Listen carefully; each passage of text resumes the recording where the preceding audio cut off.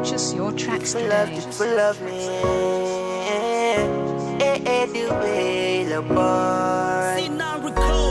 Ba ñuy bëggante dañ di xaale. Ñu koy dund ba ni ñu màggee. Sa papa ni duma la may. Ndax man tekkiwuma dara. Ba ñuy bëggante dañ di xaale. Ñu koy dund ba ni ñu xàmmee.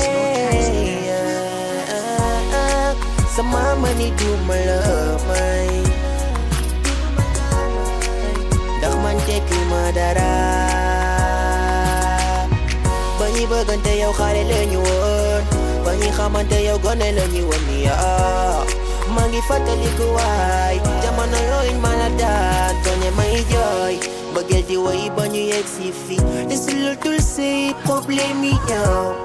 man amay million yow it xoolay million waaye neneen du ñu sëy sama yaakaar may bëgg a tas bëgg nga bëgg na wax ma lu ci yoonu xaalis ba nga delital ba tey yow man rek lañ la xaame seytaane di laje ba mu jaral la nga xaade maa ak yow la woon li tegoon loo bi yaakaaruma woon ni te koy taal saa yoo yeewoo gis nga sa nopp ni kii du sama bondo benn say waajur ñaati say xarit ñett samay noon bu ñu sañoon tey ji ma yendoo jooy wante may nga leen ba ndax lépp jeex na tey. mbooloo mi ni ngi leen di nuyu yéen ñëpp kenn ku ci nekk ci turam ak santam di rafetlu jataay bi ndaxte lii wax dëgg yàlla Sénégal yëpp dañ ci war a kontaan rawatina enseignants yi su ma nee enseignants yi jëkk ci ñi nga xamante ni ñoo affilié wu au sein du SNEL di nuyu chef du village mooy Cheikh Thiombane nuyu itam imam Mbaye Thiombane Cheikh Thiombane ak Mbaye Mbeng di chef du village di nuyu kii di Cheikh Alassane Sène ngeen may ko loxo bu baax a baax ndaxte lii mu def nii wax dëgg yàlla yombul syndicat yu bare ñu ngi bëgg a def lu ne mel waaye mu tëleen mais je pense que mbaaxam détermination son leadership moo ko may lii tey kon nag Cheikh ñu nga lay ñaanal te xam naa ni wax dëgg yàlla ñii nga xamante ne ñoo nga boole wuuf di sa njaboot itam ñu ngi lay ñaanal.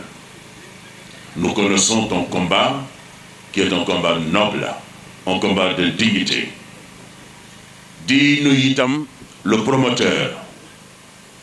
di Mactar Diagne ngeen may ko loxo itam ndaxte c'est pas évident d'avoir ce site fii ci Berox nekk ci commune de Ndofane ñu war fi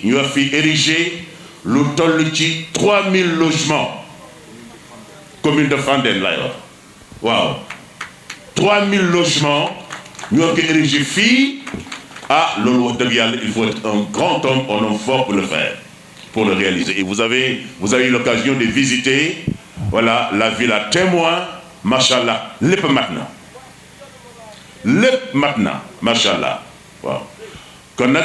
laata ñu dugg ci allocution yi ni nga baaxoo di def rek dañuy def ñaan ñu jox kàddu gi imam Cheikh Thiombane moo jubli ci su ko defee ñu continuer allocution yi. الله لا إله إلا هو حي القيوم لا تأخذه سنة ولا نوم له ما في السماوات وما في الأرض من ذا الذي يشفع عنده إلا بإذنه يعلم ما بين أيديهم وما خلفهم ولا يحيطون بشيء من علمه قل هو الله أحد الله الصمد لم يلد ولم يولد ولم يكن له كفوا أحد قل أعوذ برب الفلق من شر ما خلق ومن شر غاسق إذا وقب ومن شر النفاثات في العقد ومن شر حاسد إذا حسد. Madame Mariam Polelba, qui est la présidente des femmes du SNEL, nous sommes Madame Dour, représentant l'IA, l'inspection d'académie. Alors, ce que nous faisons, nous avons qui des chefs de village, puisque l'union qui est à qui est à si nous avons fait, mon union est économique. Autorités administratives, messieurs les autorités religieuses et coutumières, messieurs les autorités académiques, pour ne pas dire scolaires, en l'occurrence l'inspecteur d'académie ou son représentant, les deux IEF de Thiès, et monsieur notre secrétaire général national, Cheikh Alassane Sène, à qui je souhaiterais au niveau de l'assistance ce que les Anglais disent ovation, attention, donc des applaudissements. Pourquoi des applaudissements? Parce que nous sommes des militants de première heure, lui et moi, au niveau du syndicat. Après 40 ans de militantisme, à ses côtés, je sais estimer à sa juste dimension la valeur et la grandeur de l'homme sur le plan syndical et sur le plan social. Parce que le SNEL, c'est un syndicat, certes, qui répond à la vocation du syndicalisme, à savoir la défense des intérêts matériels et moraux des enseignants, mais surtout il y a une vocation sociale, et c'est surtout cette vocation sociale qui nous a réunis aujourd'hui. Donc c'était une parenthèse, et je vais continuer aussi par saluer la présence de notre promoteur Mokhtar Diagne, à qui aussi je souhaiterais des applaudissements très fournis. Parce que vraiment un projet de 3000 logements dans ce beau site, vraiment si accueillant avec toutes les offres de la nature, si un élément de la patrie sénégalaise, doté vraiment d'un sens patriotisme très élevé, du nom de Mokhtar Diagne, qui sur fonds propres, je dis bien sur fonds propres, qui n'a sollicité aucune banque, se permet de faire ça au service des enseignants du SNEL et des sympathisants. Vraiment, nous devons un grand merci et une grande reconnaissance. Et en priant au nom des imams et des chefs religieux, que cette prière-là soit exaucée pour que ce logement-là, qui a commencé par cette villa témoin, puisse faire tache d'huile et aller même au-delà de 3000 logements au profit vraiment de la population sénégalaise, pour ne pas dire uniquement celle de Thiès. Donc, en cette belle cérémonie si solennelle, chers invités, nous vous manifestons vraiment notre plaisir de vous recevoir dans ce beau temple, dans ce beau site de la nature, pour partager avec vous la visite guidée de ce logement qui n'est qu'une villa témoin. Donc, je m'adressais d'abord à mes militants du SNEL pour montrer que vraiment le SNEL a été toujours un syndicat d'envergure, un syndicat qui a toujours été au front pour défendre les intérêts des enseignants. Mais ça ne s'est jamais limité à notre sein. On a toujours œuvré au nom de la communauté enseignante. Je parle sous le contrôle de Cheikh Alassane Sène, qui est au niveau de la fonction publique, conseiller au niveau de la fonction publique. Pour ce qui est des avancements, des actes d'avancement des enseignants, chaque fois que les actes sortent, sans distinction de coloration syndicale, on sort tous les actes des enseignants, de l'élémentaire au secondaire, pour tous les syndicats confondus. C'est ça qui a motivé effectivement cet élargissement. On aurait pu arrêter ces logements-là uniquement au profit des éléments du SNEL. Mais on l'a élargi à tout le monde. Si vous regardez les invitations, c'est une cérémonie de signature de la convention de partenariat pour la construction de 3000 logements au profit des militants du SNEL et des sympathisants. Donc les vannes sont ouvertes. Donc, chers habitants de Thiès, chère population du Sénégal, nous vous convions à adhérer à ces logements-là. Et je sais que Mokhtar Diagne est prêt, au-delà de ces 3000 logements, à en faire d'autres. Donc nous prions le bon Dieu, Allah le Tout-Puissant, au nom du prophète Mohammed, que ce projet réussisse au bénéfice de tous. Je vous remercie. Pour ñu gën a am dégg ci suñu kàllaama bi ñu bokk papa yaakaar naa ni wolof bi na leen arrangé waaw kon nag li ñu fa dajale tey li ko waral daal ñi ñuy sigil di ko sargal mooy ki nga xam ne moo jiite suñu syndicat bi au niveau national muy Cheikh Alassane Sène nii que vous voyez en costume noir et blanc. Cheikh Alassane Sène bu nga xam ne vraiment dañ ko war a sargal tàccu ko parce que 40 ans maak moom ñoo ngi ensemble.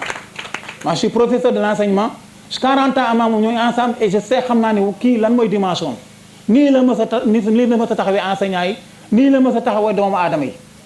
donc suñu liggéey yemul ci syndicat rek parce que syndicat lu ko waral lu ko undu mooy défendre intérêt wu enseignants yi ci fànn yépp mais kenn mënul wax enseignant te waxoo société bi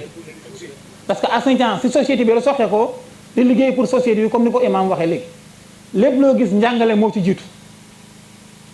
su yonteel ma sax bi ñu ko jox première mission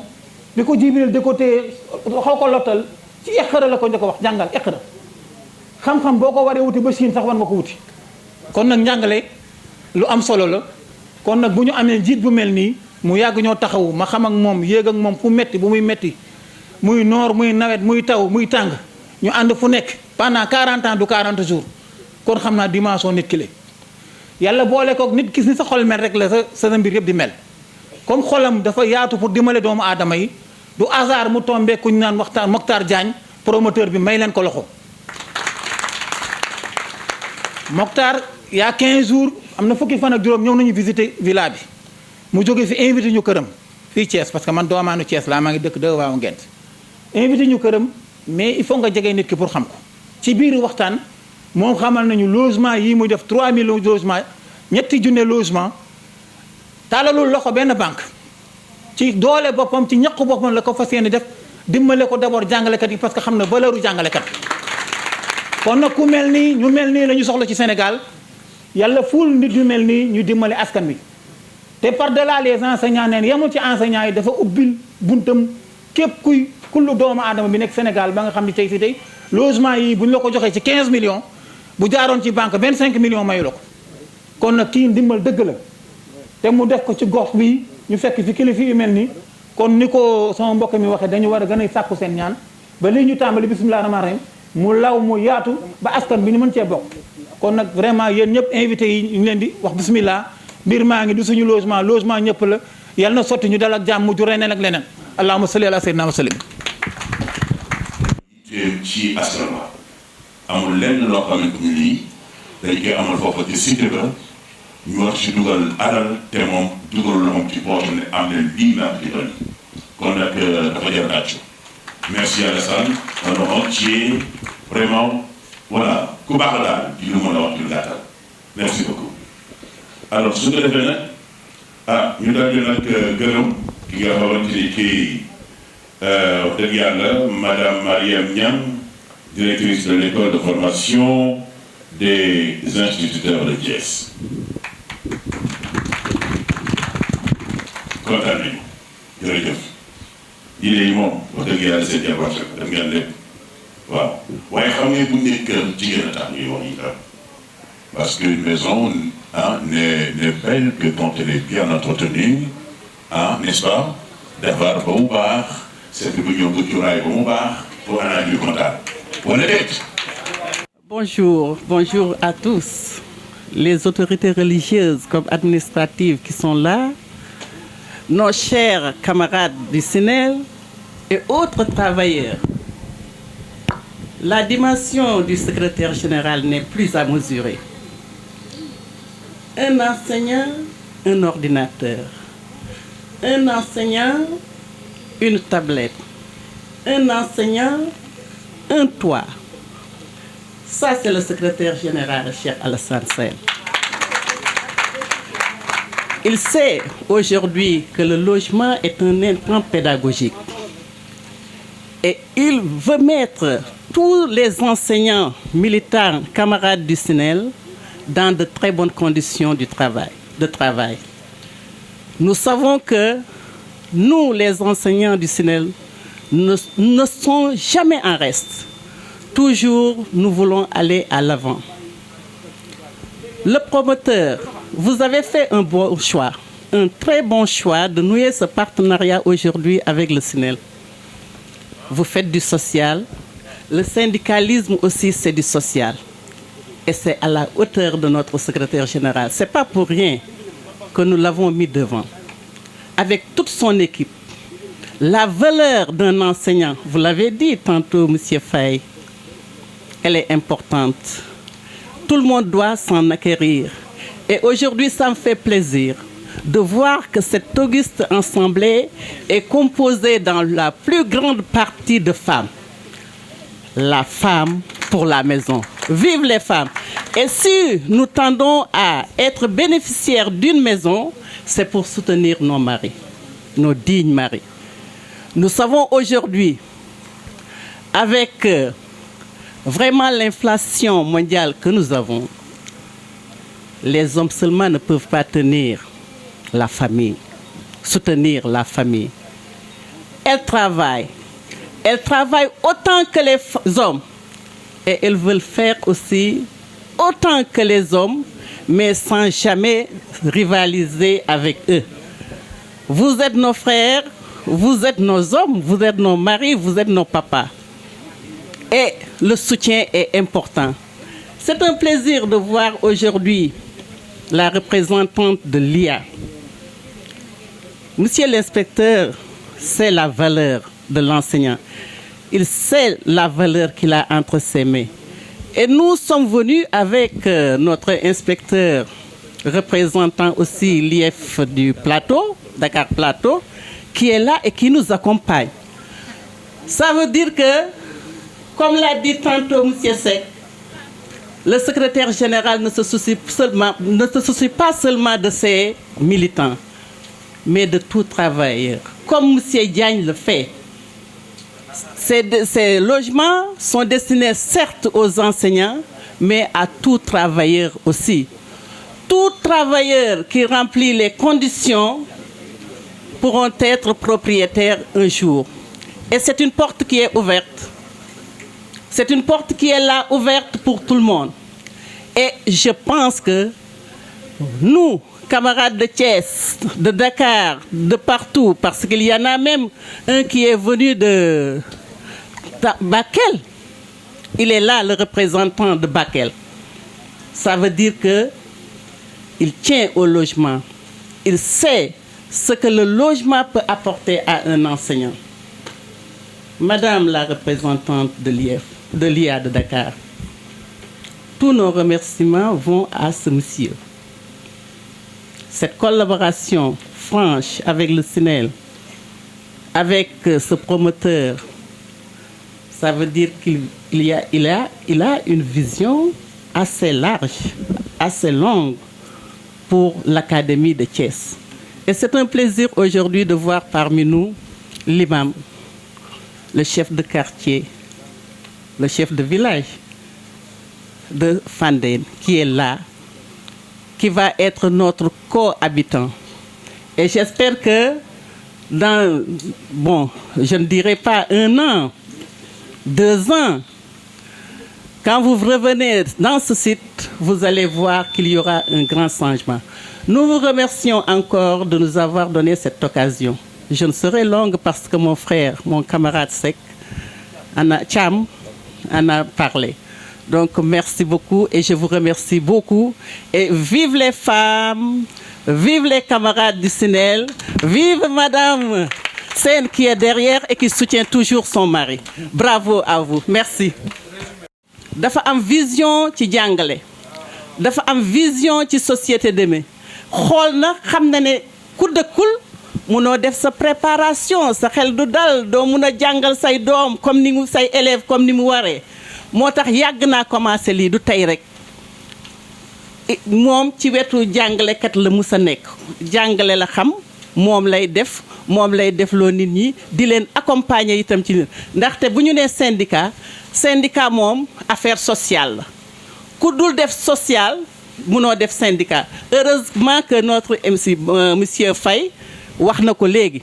fa mu dëkk loolu lay def mais ci biir jàngalekat yi itam noonu lay def ci biir travailleurs yi itam noonu lay def. Monsieur Diagne du ñu noppi te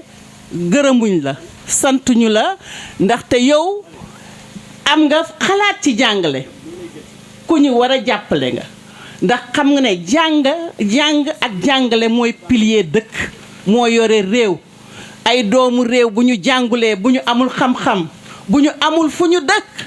taxawaalu day bëri vagabondage bëri yow yaa ngi lutter ci loolu cette pauvreté là donc ñu ngi lay gërëm di la sant ak sa staff di yàgg di la ñaanal aussi partenariat bi daal di continuer Pape Faye yow itam jërëjëf pour l'accompagnement tu nous as toujours accompagnés merci merci secrétaire général. da nga rappelé lu am solo loo xamante ni c'est bien de ñu xam ko mooy que vous aviez initié le programme un enseignant un ordinateur un enseignant une tablette waaw en tout cas jërë ngeen jëf léegi ñu ngi saluer la présence de monsieur Oumar Fall inspecteur de l'enseignement Dakar Plateau monsieur Souleymane Thiaw directeur général de ESI waaw merci ñu ngi leen di dalal au nom du secrétaire général monsieur Cheikh Alassane Sène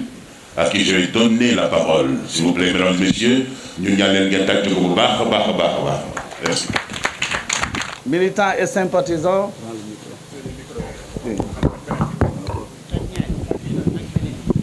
ok. Commencez que tout d'abord ci l'imam ratib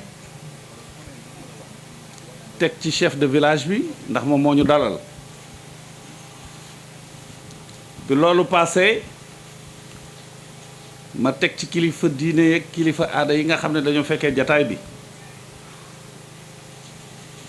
teg ci ki nga xam ne wax na ko léegi mënoon naa bañ a jël parole sax ndax intervention dafa ëmb lépp muy le camarade Pape Amadou Thiam nekk le secrétaire de la section régionale de Thiès nekk parmi mes adjoints teg ci ki nga xam ne moo fi tey l'autorité académique teewal fi ministre bi teewal fi inspecteur d'académie ak IEF yi fi nekk yépp muy madame Ndour Pastef ak engagement moo ko indi mu ñëw représenter l'académie teg ci la présidente nationale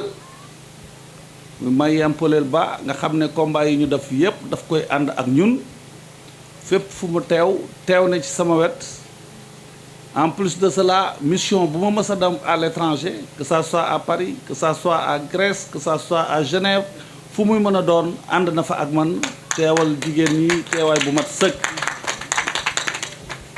teg ci ki nga xam ne aussi moom ci wàllu boppam moo yore tout ce qui est affaires sociales au sein de notre organisation ñu détaché ko mu nekk parmi mes permanents nekk samay homme de confiance muy le camarade Serigne Modou Dieye teg ci ki nga xam ne c'est le chargé de l'administration de notre organisation parce que dama ne mbooloo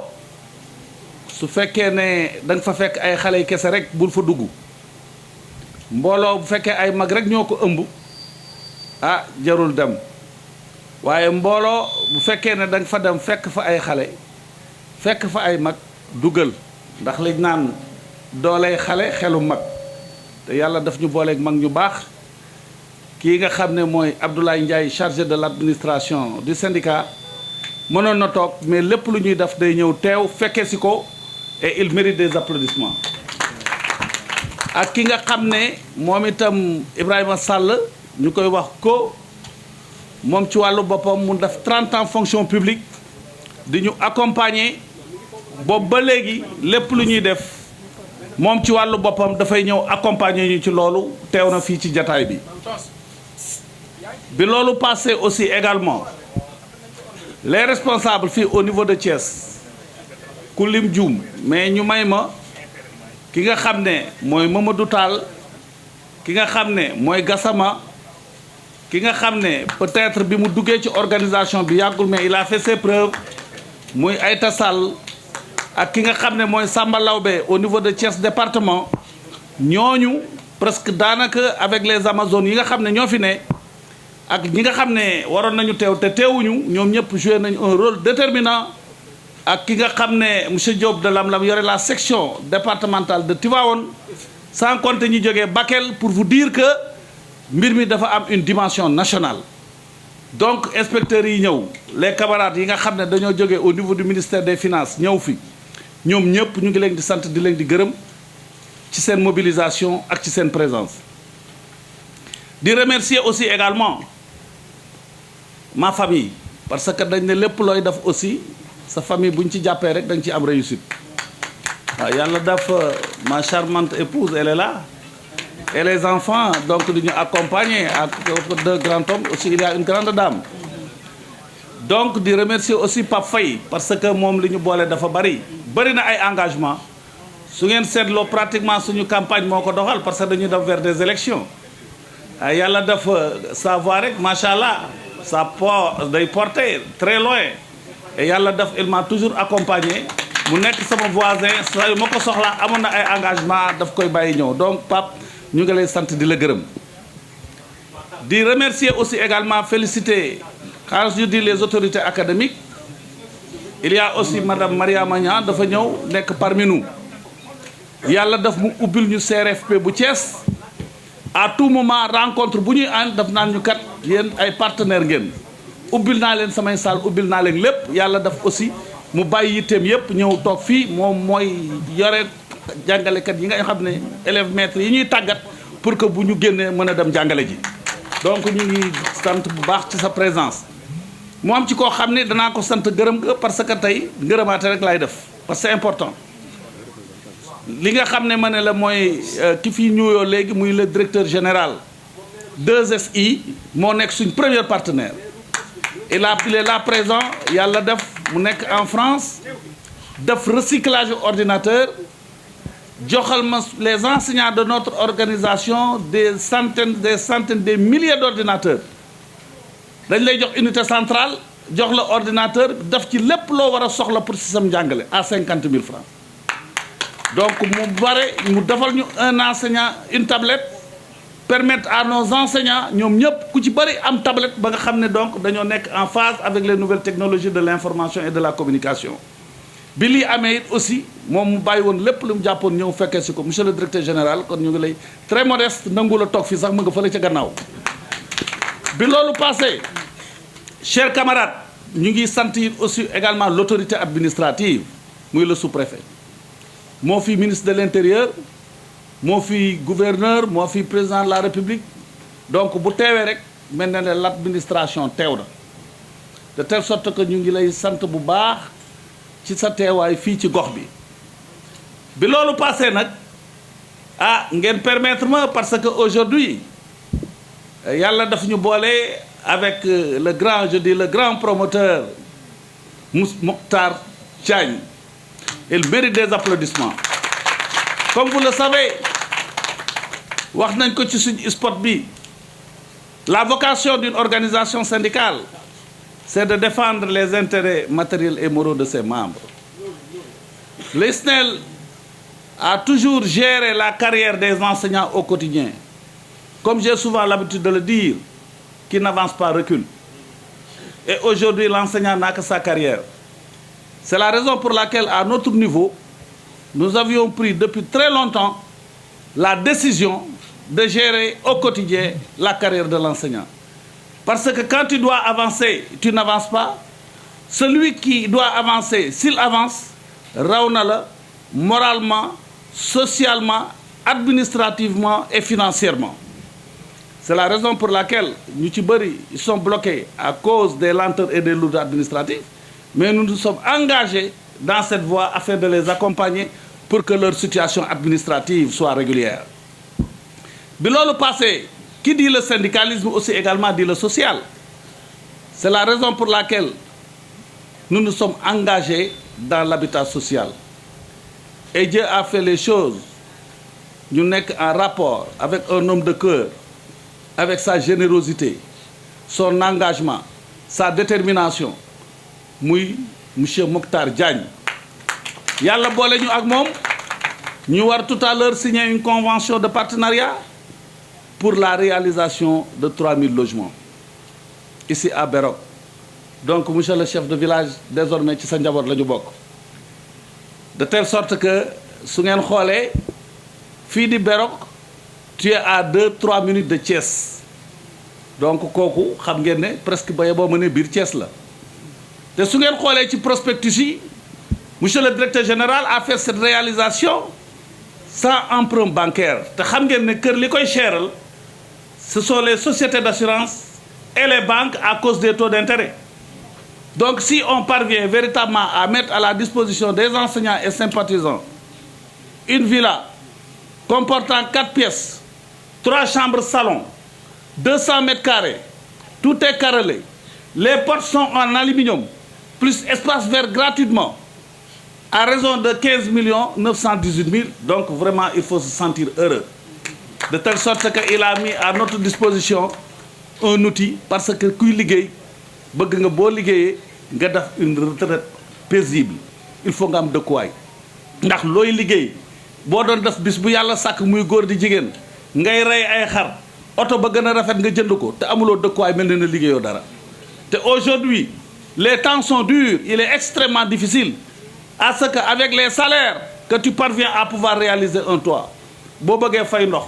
fay courant fay téléphone ak dund ak njàngu xale yi yëkkali fondation yaakaar naa ne boo moytuwul say sët ñoo koy àggale. te sama waajur bi dafa ma yàgg a wax ne ma borom kër goo gis muy dem li nga xam ne moo laxasu ci baat bi bu laxasoo ci tànk yi du dox. Accompagner les enseignants afin que ñu mën a accéder à la propriété bâtie. C'est la raison pour laquelle, chers camarades militants et sympathisants, ñu ngi leen di sant di leen di gërëm parce que kii di Mokhtar Diagne nekkul ci première expérience am li ma leen di wax su ngeen ci bëggee am lu leer dem leen ba Yëmbal ngeen dem fa complexe moderne ba mu fa def commercial mettre ko à la disposition du maire avec ses propres moyens dërëmu maire damu ci nga xam ne donc bu ñu leen joxee ba ñu dugg ba pare ci la commerçant yi di soog a fay te xam ngeen ne commerçant yi am nañ poids boo xam ne presque ku ñu ànd rek yow booy woo nga xam ne li nga bëgg da nga ko am. Donc par rapport à ça li mu defal enseignants yi ñun gis nañ ko bu baax et mieux li nga xam ne moom la ñu définir comme règle pour pouvoir acquérir cette maison on l'a simplifié pour les militants et les sympathisants de notre organisation. Vous pouvez ne pas donner un apport personnel. Il s'agit de faire un virement permanent et irrévocable de 50 000 francs par mois. Quand tu parviens à cotiser 60 mois, ça te fait 3 millions. Immédiatement, il met les clés de ta maison dans les 6 mois qui suivent. xam nga jox la kër te apport personnel kooku dama ne la kooku mbir la. C'est la raison pour laquelle li nga xam ne c'est une condition obligatoire. Il faut signer la fiche de souscription plus la photocopie de la carte nationale d'identité et des frais de dossier qui s'élèvent à 25 000. Son agent comptable est là. Tous ceux qui ñi nga xam ne ñëw nañ indaale seen 25 000 donc bu ñu ñëwee auprès d'elle mu jox la sa quittance ñu signer la nga bokk ci programme 500 logements yi parce que 500 logements yi du ko dépasser parce que tous les 6 mois il doit livrer 50 maisons. Donc parmi les 500 képp koo xam ne yaa ci ëppale apport personnel jàppoon ne dans 6 mois tu auras les clés de ta maison. Donc loolu moo doon information de taille bi nga xam ne moom laa leen doon indil. Amadou Mbaye mi jógee sama section nous vous remercions beaucoup de votre présence. Il a quitté Guinguinéo pour venir représenter tout le département de Guinguinéo. Donc vraiment nous vous remercions. bu fekkee ne am na ñu ma fàtte ngeen jégal ma ci maa ngi leen di sant bu baax a baax di remercier aussi mon plus proche collaborateur moom laay mujjee di Mbaye Diop qui est chargé des revendications de notre organisation ma koy sant bu baax di ko gërëm de son accompagnement et du traitement des dossiers des enseignants. bi loolu passé it aussi xam naa pas fay dañ leen ko wax ci programme bi xam nga ne it aussi nit ki bu yàlla boolee ak moom ak ci ñoo xam ne du ñu suul jëf fa suñ ko yéene. Nous sommes une organisation syndicale am nañu fi teew am nañu fi teewul dañ leen ko citer léegi incha allah à travers le programme on va remettre des diplômes de reconnaissance à des camarades ñoo xam ne yàgg nañoo œuvrer pour la bonne marche de l'organisation. di sant aussi également waa Jaxaay waa Kër Massar waa Apix waa Malika donc waa Grand Dakar waa Wakam donc Wakam kan waa Grand Dakar Dakar Plateau donc je peux dire que tout Dakar est là waa Rufisque est là donc avec Pipo et tant d'autres vrai Tivaouane Peulh donc Tivaouane Peulh est là Niakou Rap donc voilà merci bien merci camarades je vous remercie. Nous avons monsieur Ibrahim Bari Gassama voilà qui sera distingué. Nous avons aussi madame Maguette Seck, voilà, c'est vous rendu aux enseignants. En général, il y a notre organisation qui est le SNEL, voilà. Il y a aussi Mamadou Tal, waaw, bokk na ci lauréat yi. Madame Bayang Faye itam, na ci lauréat yi. Nous avons Madame Ndeye Wuli Ndiaye, bokk na ci lauréat yi. Nous avons Pape Amadou Thiam, mi ngi nii, bokk na ci lauréat yi. Monsieur Siré Balé Diallo, itam. Monsieur Madiké Ndir, waaw. Monsieur Ibrahima Sall, ci la bokk. Nous avons Madame Yande Sar Ndiaye, ci la bokk. Nous avons Sambé Lawbe Mbaye, ci la bokk. kon na ngeen tàcc yi bu baax a baax a baax a baax. jërë ngeen jëf. léegi nag ñu jublu ci. shaytaani rajiim. bismillahi rahmaani rahim. assalaamu aleykum wa rahmatullahi wa barakaatuhu. gannaaw bu ñu musloo ci sheytaani Cheikh Thiombane di doomu Serigne Alpha Thiombane mi nga xam ne si tey gox bi yëpp tey képp ku fi wax ashhadu an la ilaha illallah borom bi subhanahu wa taala mi ngi ko jaarale ci loxoom. ñëpp xam nañu dayoom, ñëpp xam nañu li mu liggéey ci gox bii. kon bu ñu ñëwee fii tey dafay jaadu ñu jëral ko jël lépp itam teg ko ci loxoom, nekk ci ginnaawam di ko jox dëkk suñuy loxo mu ñaanal ñu. gannaaw bu ñu sosee fii ñu àndandoo ak waa ISNEP yëpp dëkkandoo fii. yàlla na ko yàlla def te yombal ko. di ci toftal le chef de village bi nga xam ne si mooy kilifa gi moom itam nekk doomu nijaayu Serigne Alpha Thiombane nekk borom dëkk bi. kon moom it ñu ngi jël lépp di ko jébbal te xam ni tey bokk nañ ci njabootam. moom mooy ci nga xam ne si daal bare ñuy nas dara fii dinañ egg si moom waxtaan ci ak moom. bu loolu lépp weesoo ñi ngi tatagal ki nga xam ne mooy représentant wu sous-préfet madame Dieng bu ñëw yegg si léegi di ko jaajëfal ci teewaayam ak ki nga xam ne si moo ko fi yabal muy monsieur le sous-préfet. comme ni ko itam cheikh bi waxee muy Cheikh Alassane Sène xëy na gannaaw mënuma lim ñi nga xam ne si ñëpp tey ñooy ay collaborateur am te defe naa ni def na ko. ñu ngi sos suñu kàddu ci kàddoom di ko képp ku waa xam ne si partenaire am la képp ku waa xam ne si mi ngi jëfante ak moom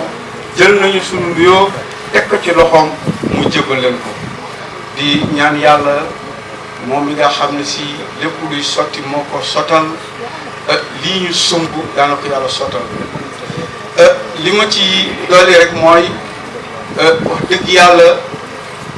cheikh bii di Cheikh Alassane Sène li ma mën a séere ci moom ci diir bi nga xam ne xamante nañ ko jaarale ko ci sama goro di sama yaayu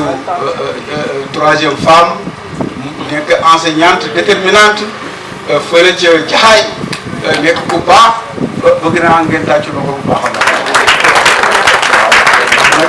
baax kooku moo jur àjjan moom laa yowee àjjan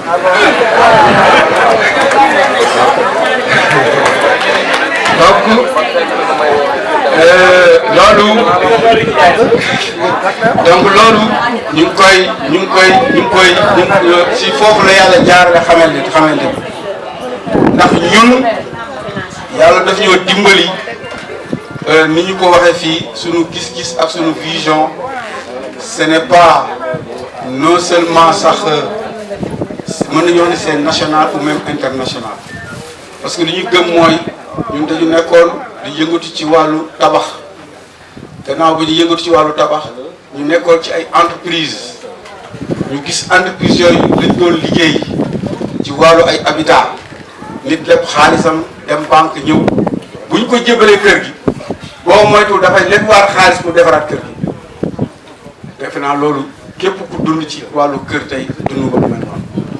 donc ci foofu la ñu ni ñun daal war nañu nag takk sunu ndigg indi fi lu bees waaw ci lañu toog dañoo gëm ni mbir mi mënta continuer nii daal dafa war a soppeeku si la ñu jëpp créer le triangle d'or ñu ni le triangle d'or. Le triangle d'or mooy ñun en tant que entreprise constructeur ak ki nga xam ni moo bëgg kër ak suñu ay fournisseurs su boobaa keneen du nekk ci diggante bi di leen noggatu waaw keneen du fa nekk nag waaw du leen noggatu déedéet waaw non seulement du leen noggatu waaye dinañ leen jox lu baax ndax ñun nag dañoo gëm ni dañoo war a def lu baax te am nañu yaakaar ni képp ku dugg ci kër gi visiter ko di nga xam ni wuute naag kër yi ñu daan gis ci ay entreprise ñu di ko tabax am na fi habitat yu bëri yu fi am mais defe naa lu mel nii yombul nga dem nga gis ko parce que nag ñun dañoo gëm ni wax dëgg yàlla nit ki su demee liggéey ba toll fu mu war a retraité war nañ ko jox kër gu nga xam ne si bu ci dëkkoon 15 ans wala 20 ans sax maanaam mbirum maçon da koy fàtte waaw donc day xalaat naka laay wutee oto naka laay amee leneen ak leneen wala sax naka laay investir pour développer wu am yeneen activité mais bëgg topp rek pendant 20 ans 30 ans 40 ans ci tabax rek parce que lañ la jox baaxul am ñu lëkkaloo jox la ko daal di def seen ay diib ba yow chaque jour ci fay kese ngay dëkk man it yàlla man damay xalaat naka laay fexe ba loolu jóge ci dëkk bi jóge ci réew mi loolu moo indi le triangle bi yàlla defee loolu ñu xalaat ko yemuñ si ñu jóg di ci dox ba tey ngeen gis lii bi loolu amee bëri na ñu ma contacter bëri na ñu ñëw fii visiter ku ñëw da ngay yéemu way ñu pare ñu discuter mais je vous dis que la détermination de Cheikh Alassane Sène il faut le saluer. Il faut le saluer dafa ñëw su bëre temps mënu ma sooy kii sama nit ñi laa ko yéene ma ne ko am mënu ma non daal di moom benn programme boo xam ne defoon na ko ak beneen promoteur ba avancé woon si trop mais au finish mujj si woon am li ko neex bi ma ñëwee indi ko mënu ma non saa yow dafa mel ne yàlla moo la indi kaay waaw ñu ànd depuis boobu léegi ba minuit ba 1h du matin dañuy waxante téléphone di joxalante c'était pour arriver à ce moment-là muy ce jour-là du 25 pour visiter la Villa Témoin wax dëgg yàlla damay wax ni moom de yéene na leen man de loolu laa gis waaw man moom gis naa ni yéene na leen am na ñoo xam ne dañoo wax ne non bu yaay non xoolal xaar ñu tuuti quoi ma ne saa yi man xaaruma kenn man xaaruma kenn ku ñëw ba ñaaka ba souvent dama koy wax dama ni dañoo romb jamonoy wax léegi nañ nekk ci jamonoy jëf waaw jamonoy wax waaw sëñ bi daan na ko wax ni que doo fekk mukk fu ñuy wax fay wax di bàyyi jëf waaw loolu nag man loolu laa gëm parce que dama gëm ni jullit bi lépp lu muy joxe dafa war a nekk lu sell war a nekk lu baax lu nga xam ne ku ca dugg di ko ñaan dina la ñaanal comme ni ko sooy waxee du lu bees nag ci ñun parce que yàlla dogal nañu képp ku dem centre commercial Al Maktoum boo fa demee di nga gis ni l'entreprise Mokhtar Construction dafa jóg pour réformer waaw mais jógul pour indiwaat fii dafa amoon. léeg-léeg nag gars yi ñëw ni la waaw mais sa waay dafa mel ni fii moom Villa Témoin bi la te léeg-léeg Villa Témoin moom léeg-léeg gars yi dañ koy def nii rek mais du ñëwee ko bon yooyu moom man suñu la ko dee wax damay ree waaw man suñu la waxee loolu rek man damay ree quoi parce que xam nga tax may ree parce que damaa xam ni dama ragal ni ñi jël Villa Témoin bi damay ragal ñoom ñoo ñi ñaar a ñàkk waaw man loolu laa ragal man waaw maanaam Villa Témoin ñii te li may wax nii yàlla laa ko seetloo man dama gëm lu ma romb lu gën loolu laa war a def te defe naa ni loolu ñi may suivre pas à pas gis nañu loolu ci man lépp lu may def rek dama gëm ni loolu li ma romb la ca tegu moo war a gën a baax wax dëgg yàlla nag ay doomu aadama ay nit boo leen di jox da nga leen war a jox lu nga xam ne si dana sedd xol sama génn góor dama daan wax naan ma jaay mu ne ma ne ko mu ne moo soo defee lu baax mu ne ko fa romb ñaanal la mu ne waaye boo defee lu bon mu am ko xoromu saaga la moo tax kon ñun tey jii ñi ma fi gisagum ñëpp ñu dugg fii defe naa ni dañ may ñaanal waaw ñaan googu nag moo gën bénéfice bi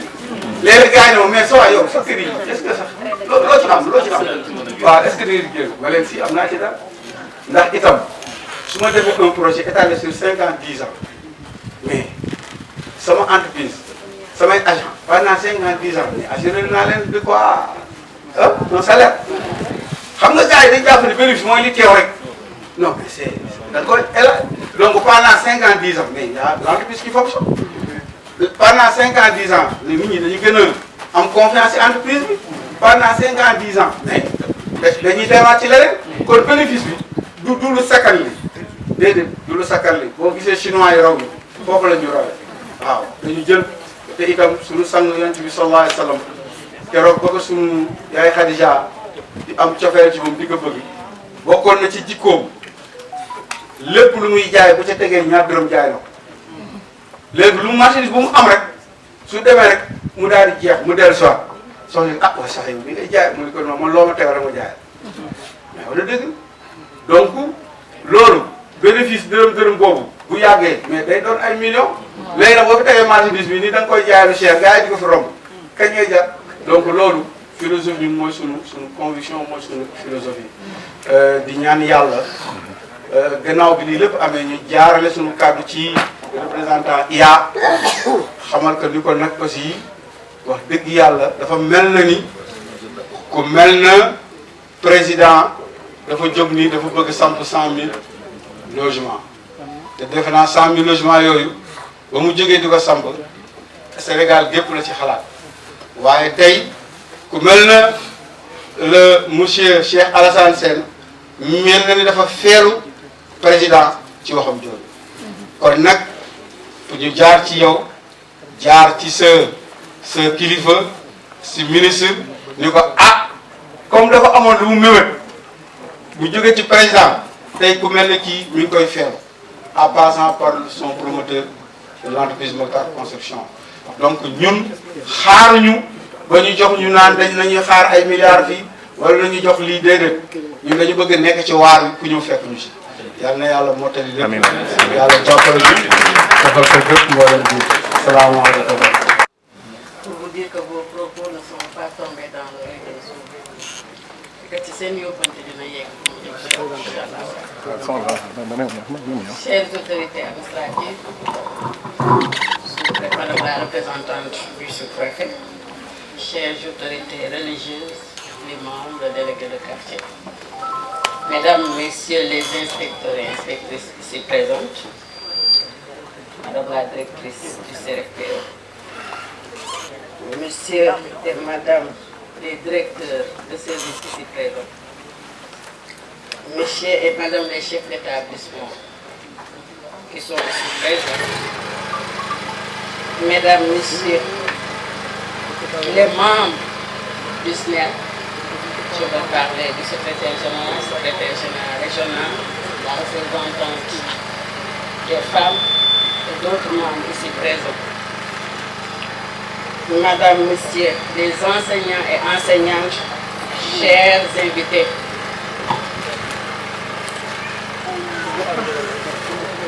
C'est pour moi un réel plaisir, doublé d'une grande fierté, de prendre ici la parole au nom de l'inspecteur d'académie, Elhadji Mouhamadou Diouf, empêché, mais qui aurait quand même souhaité être là, parce que cette cérémonie lui tient à cœur. À l'occasion de cette cérémonie de signature de convention faisant officiellement acte de partenariat pour la réalisation de 3000 logements au bénéfice des militants et sympathisants du syndicat national de l'enseignement élémentaire, je veux parler du SNER. Par ma voix, l'IA Elhadji Mouhamadou Diouf vous remercie de cette initiative noble, ô combien importante. Notre présence à cette cérémonie est autant un grand honneur qu'un immense sentiment de satisfaction. Étant donné que le toit est un intrant pédagogique, l'a rappelé toujours Madame dans ce discours, d'une haute qualité, cette initiative témoigne à nos yeux de notre volonté indéfectible de satisfaire une demande à la fois sociale et humanitaire. Mesdames, Messieurs, la rencontre d'aujourd'hui m'offre la belle occasion, au nom de l'inspecteur, d'exprimer toute notre joie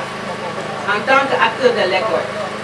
d'avoir à nos côtés des structures comme Mokhtar Construction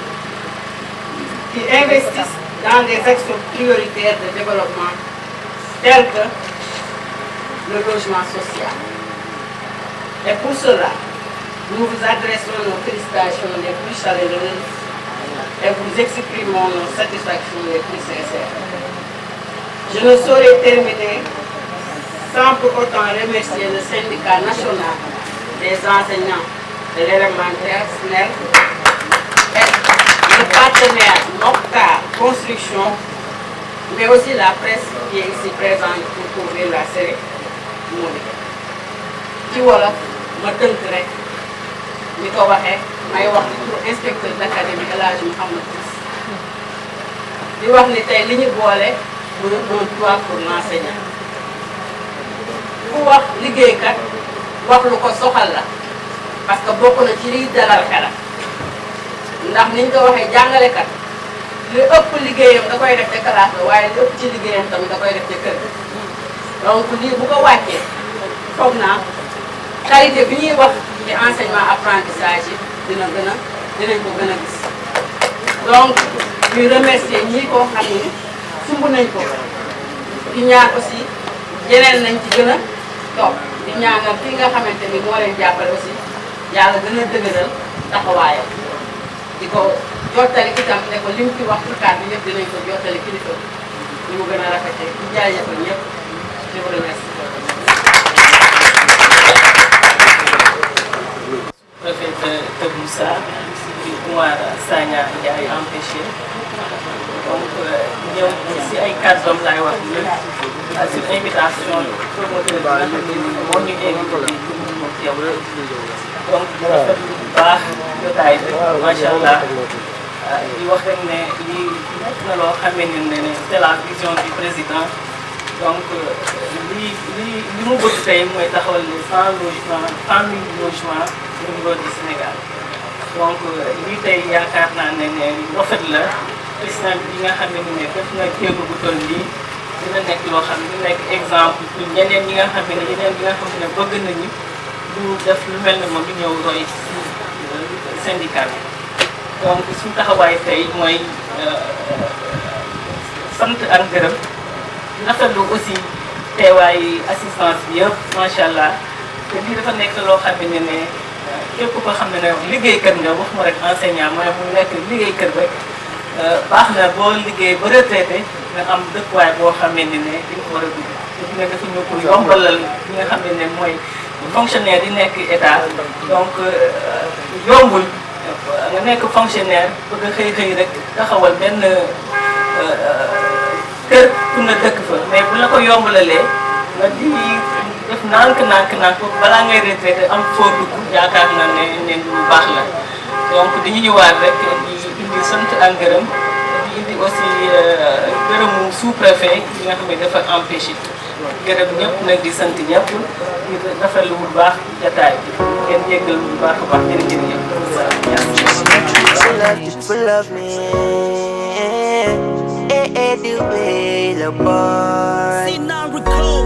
ba ñuy bëggante deñ di xaale